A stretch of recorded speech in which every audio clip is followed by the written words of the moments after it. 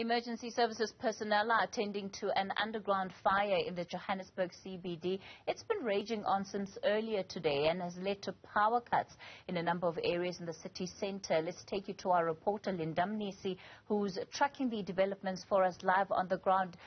Linda, this is a very risky operation that firefighters have been engaged in to try and contain and, most importantly, quell this flame. How are they doing so far?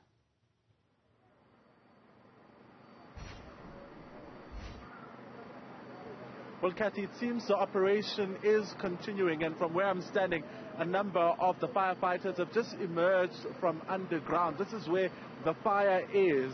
It's signaled, or perhaps one can see through the smoke that is coming out of that manhole. Earlier on, I spoke to, firefighters going into a different manhole. Some have just emerged from that manhole that you see on your screen right now, and there hasn't been any update in terms of whether or not the fire is extinguished. From the information that we heard earlier from the EMS spokesperson was that they were quite close to getting to the source of the fire and where it's coming from. And when you look at where we are, the Ntemi Piliso Street here in the city of Johannesburg, in the central business district, it is actually quite far from where he initially said the fire came from, which is Gandhi Square. So one would have to take ordinarily a taxi or drive to where Gandhi Square is. But of course, this issue has also triggered the attention of those who, are bypassers, bystanders, who have been, monitoring this entire situation. Earlier on, Kathy, I spoke to you about businesses having to close, and, due to the fact that there was a lot of smoke around here, and it wasn't safe at the time. The safety issues were still being assessed. But what happens when, during this economic climate, businesses have to abruptly close? This one has come up with an alternative, which is that particular, system there that you're seeing to ensure that they keep the lights on. It's a generator, Kathy, that ensures that they keep the lights on. Let's bring in one of the business people. Thank you so much for your time. I want you to talk to us about, when you had to close today and what time you usually open. Thank you. Actually, we usually open 6 o'clock in the morning.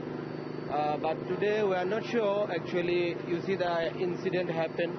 So basically it's accident. We don't have any complaint because it's naturally accident.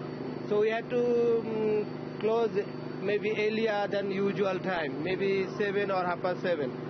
And these does affected our business because of the electricity, and one is affected by another one because no electricity. If there's no electricity, there is no water, and the drinks are becoming hot, and our ice cream is becoming melted, and our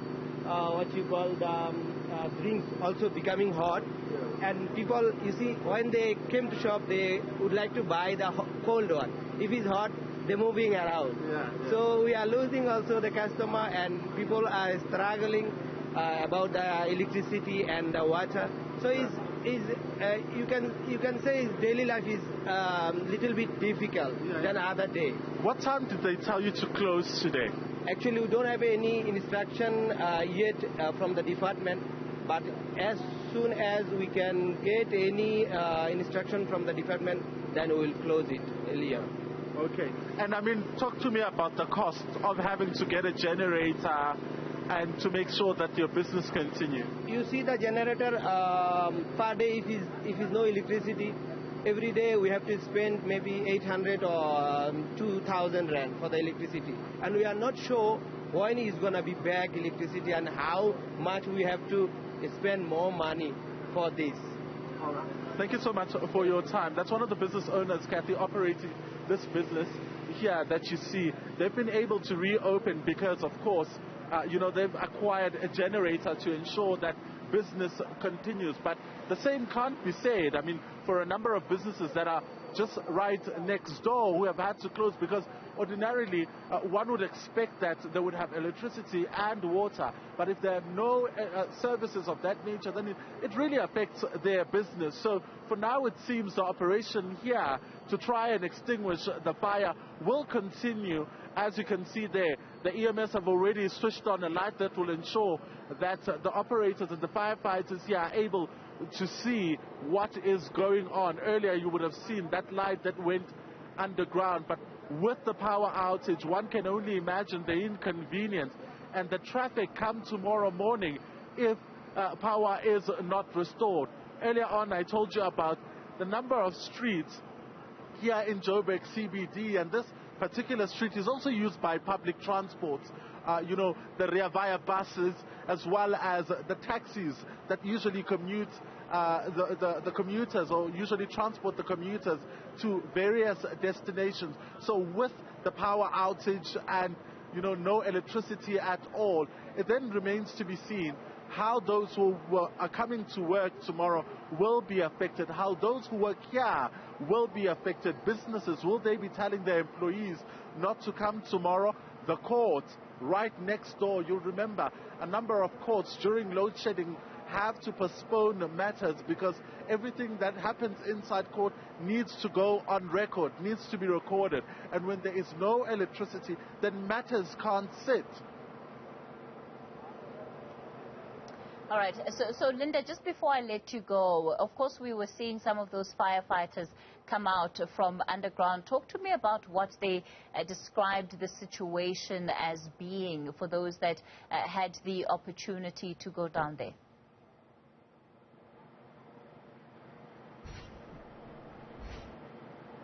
Okay, so a number of those that have come out, through the conversations that they're having with each other, they were talking about how, it can be quite difficult navigating the space underground because obviously there is the issue of lights. But it seemed to me earlier on, Kathy, that even, the issue of water inside becomes a problem. One gentleman came out saying, in fact, the water that is underground reaches his boots. We don't know if that is as a result of the water that they've been using to extinguish the fire underground, or the water that is just that they found there. Earlier on, we also saw how they were using a pipe to kind of drain out, dirty water that was coming out of this manhole.